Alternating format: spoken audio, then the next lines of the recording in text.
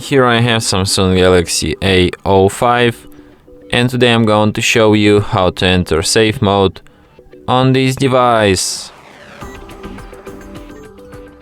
Firstly, you should hold down power key, and when this turn off menu appears, hold down your finger on power off. Then it's suggested to reboot to safe mode. Just tap on it and device will be restarted in a safe mode.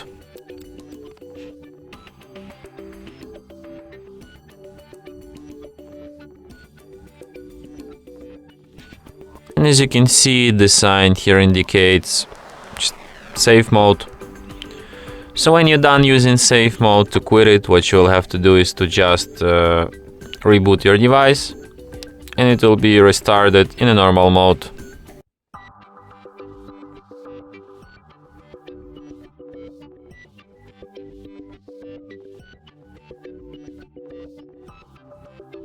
And that's it. Thanks for watching.